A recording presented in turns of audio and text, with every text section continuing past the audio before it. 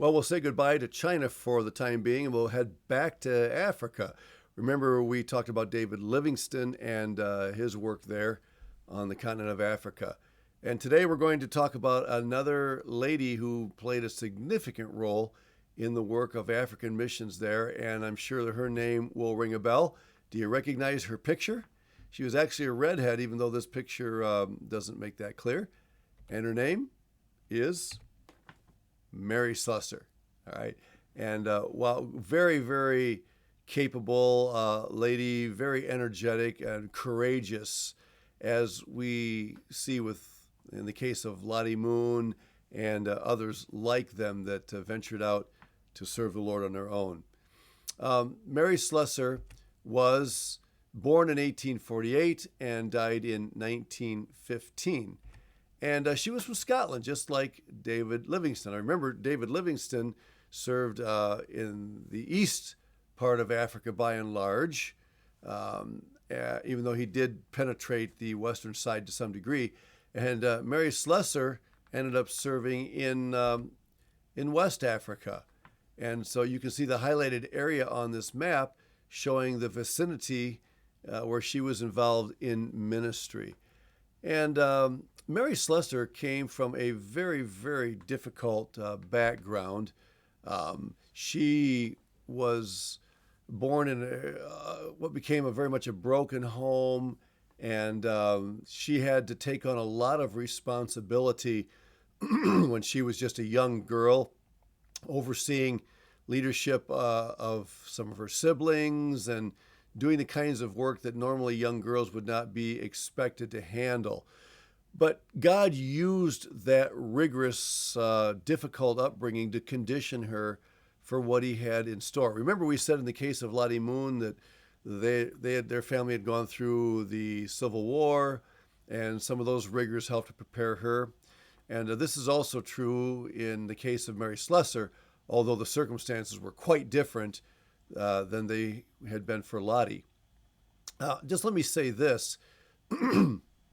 Whatever your background is, whatever happened during the years of your upbringing, the kinds of experiences that you encountered, the places you lived, the friends you had, your schooling, jobs that you've had, health issues, economic issues, your situation at church, regardless of what it is that you have experienced, just be sure that God in his wonderful sovereignty is going to use the background of your life to prepare you and equip you for what he wants you to do in the future. I mean, that is just one of the most comforting thoughts that a Christian can entertain. There is no way that a Christian is relegated to the point of saying, well, because of what happened to me back when, I'm just not going to be able to serve the Lord as effectively as other people. And actually, there are several ways that you can look at background. Some people look at the background of people who grew up in a solid, godly Christian home and were faithful serving the Lord with their family all along as having a special advantage in serving God. Other people will look at it just the opposite and say, no, I know people that grew up in horrible situations, but because of that, they are uniquely equipped to serve God, even more so than somebody that grew up in a Christian home. Well, again, I don't think that comparison is healthy. The fact is, whether you grow up in a godly Christian home where your family is serving the Lord all the way along and you've had nothing but great experiences serving in your church alongside your family, or whether you grew up in a broken home that knew nothing of the gospel and you had a really rough way to go and some pretty awful experiences, the fact is God's going to use both of you in that kind, in the backgrounds that you have and the experiences that you have to fulfill whatever he has prepared for you to do. And I just hope that you'll always keep that in mind. God wastes nothing. The grace of God includes every part of your life and experience to accomplish in his plan that which he has set out for you to do. And so Mary Slessor, tough life, but she goes to West Africa. And notice here that she served in areas that even men avoided. Well, what do we mean by that?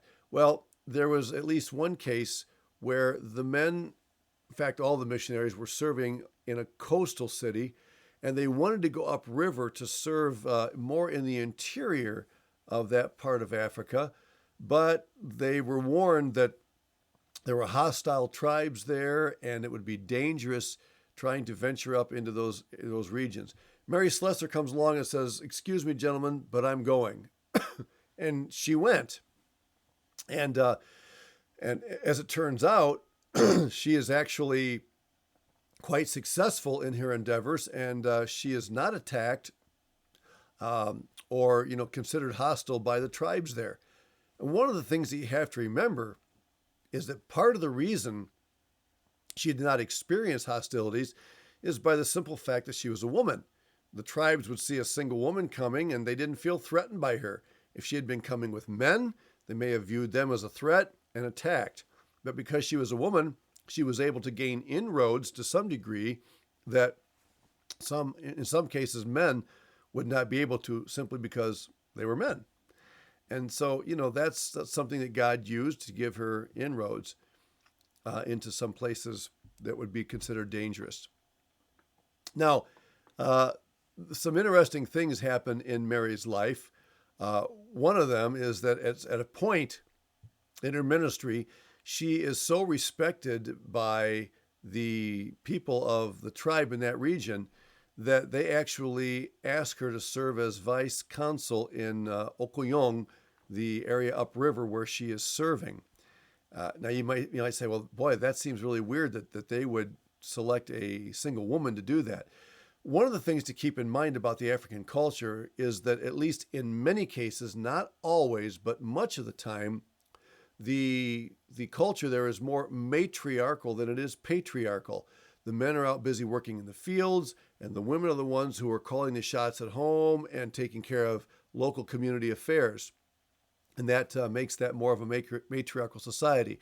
Again, that's not everywhere in Africa, but it's not uncommon. And so for her as a woman to be placed in a position of leadership would not have been something considered highly unusual. And so, God gave her that opportunity. Did she ever expect to be placed in that position? No. Had she already had experience in being thrust into a position of leadership? Yes. When she was a young girl growing up and she had to assume responsibilities because of a broken family and difficult situations, God was preparing her for leadership even there as vice consul in Okoyong. So pretty interesting the way God uses the experiences of our lives. And then one other thing I would point out about her is that even sometime, I don't know if this happened after her passing or while she was still alive, she actually found her image on a 10-pound sterling bill there in that region. And I looked at the date. There's a date written at the bottom of that bill, but I just am not able to make it out.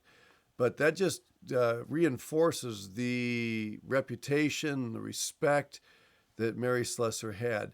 Now, when it comes to adopting the African lifestyle, we think of Hudson Taylor. Remember how he adopted the Chinese lifestyle by changing even the color of his hair and the clothing he wore and everything he could do to look like a Chinaman. Well, Mary Slessor was very much African in the way she looked and dressed and lived. Now, I don't know if that was so much a matter of conviction with her like it was with Hudson Taylor, or if it was more simply the fact that she felt comfortable blending in with them. She dressed like an African would. She lived in a very simple mud hut. You talk about people going to Africa and living in mud huts. Well, that's kind of a cliche that we use to talk about living in simple conditions, but she actually literally lived in a mud hut. There were all kinds of bugs and snakes and things like that she, had to live with. In fact, a rather humorous story is told by Ruth Tucker in her book, Jerusalem to Irian Jaya. Ruth says that a certain man and I don't know if it was his wife or some other colleagues that came along to visit her work and see what she was doing. And Mary was walking ahead of them on a certain road, leading them to a place. And the way she was dressed was, let's just say it was considered less than sufficient for the African or European visitors that were there. And so they actually asked if they could walk in front, or somehow they arranged it so they were walking in front of her so they wouldn't have to look at her. Now, I'm not calling her immoral or indecent. I'm simply saying that she became very much tribal in the particular location where she was living. And that is not to say that, again, that all Africans, would dress the same way that Mary Slessor dressed. The fact of the matter is, Africa, as you know, is not a nation. It is a continent of nations. And there is an incredible amount of diversity on the continent of Africa. Sometimes we use terms like, oh, so-and-so looks African or acts African, or that's the African lifestyle. Well, you have to be very careful about saying that, because there is a lot of diversity among Africans in different countries and ethnicities. Just like, if somebody's, is trying to describe the typical American, well, a lot of Americans wouldn't associate with some of the things they're saying. Or you calling somebody an Asian, saying, yeah, that's an Asian person. Well, what do you mean Asian? There is a lot of difference between one country and another in Asia. So, again, I'm just trying to be sensitive to the fact that what I'm saying isn't intended to be a blanket statement describing the way that all Africans lived at that time in history. But Mary Slessor just had a true desire to honor the Lord and live with the Africans. The picture that I found with her and the children is just delightful. She had an incredible ministry serving with women and children. And yes, she probably educated men as well, because she was a pioneer in places where there were no qualified men around, but very greatly used of the Lord. And I'm sure some of you have read accounts of her life. And again, as I said earlier, if I were counseling you as a young lady, for those young ladies who are listening, regarding missionary service, I would highly suggest that you seek and pray about the possibility of working in a team ministry where there would be a man that could assume some of the male responsibilities. If God would lead some of you to a place where you're the only one out there, then you're just going to have to be in the Word and know what the Bible teaches about the role of a woman. Trust God to guide you and give you wisdom in dealing with some delicate situations that may arise. But Mary Slessor from Scotland, a tribute to the work of missions, and certainly an example of courage, devotion, and love for the African people that all of us should emulate.